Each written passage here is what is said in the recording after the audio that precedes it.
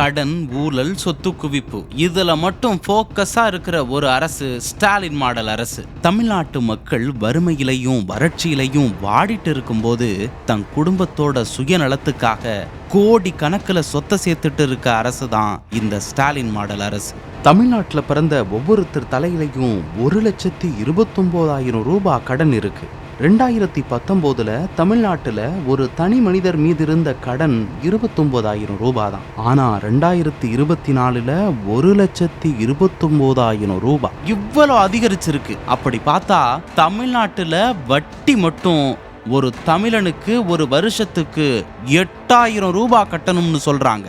ஒரு பக்கம் பார்த்தா விண்ணமுற்ற அளவுக்கு தமிழ்நாட்டில் ஏறி போய் கிடக்கிற விலைவாசி, இன்னொரு பக்கம் வரி மேல வரி போட்டு எந்த வரியை கட்டுறதுன்னு தமிழ்நாட்டில் இருக்கிற ஒவ்வொரு மக்களும் தகச்சு போயிருக்காங்க. சொத்து வரி, தொழில் வரி, கட்டட அனுமதிக்கான கட்டண உயர்வு, இட்லி வரி, அரிசி வரி, உப்பு வரி, குடிநீர் வரி, கடைசியில குப்பைக்கும் வரி போட்ட அரசு தான் இந்த ஸ்டாலின் மாடல் அரசு. 75 ஆண்டு காலம் வெவ்வேறு அரசு வாங்கின கடனை வெறும் 4 வருஷத்துல வாங்கினது ஸ்டாலின் மாடல் அரசு தான்.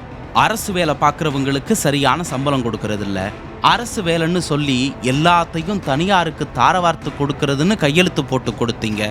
இதனால பாதிக்கப்படுற பொதுமக்களை பத்தி நீங்க என்னைக்காச்சும் யோசிச்சிருக்கீங்களா முதல்வரே?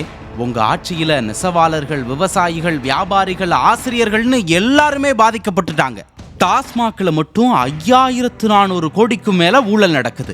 வருமானத்தை பெருக்கவோ உற்பத்தியை அதிகரிக்கவோ எந்த நடவடிக்கையும் எடுக்காதது தான் ஸ்டாலின் மாடல் அரசோட சாதனையான்னு மக்கள் எல்லாருமே கேட்கிறாங்க. மக்களுக்கு வருமானம் தர வேண்டிய எந்த உற்பத்தியையும் பெருக்காம உரிமைகளை பறிச்சு மக்களை வஞ்சிக்கிற மக்கள் விரோத அரசு நாங்க தான்னு நீங்க ஒவ்வொரு விஷயத்திலையும் மக்களுக்கு நிரூபிச்சுக்கிட்டே இருக்கீங்க. தமிழ்நாட்டு மக்கள் எவ்வளவு அடிச்சாலும் தாங்குவாங்கன்னு உங்க அராஜக ஆட்சியில அத்துமீறி நடந்துப்பீங்களா? ஒரு சாதாரண மனுஷன் வாழ தகுதி இல்லாத, இல்ல வாழவே முடியாத நிர்பந்தத்துக்கு தள்ளின ஸ்டாலின் மாடல் ஆட்சியே ஞாபகம் வச்சுக்கோங்க. மக்கள் திருப்பி அடிக்கிற நேரம் ரொம்ப கிட்ட வந்தாச்சு. இன்னும் 6 மாசம்தான்.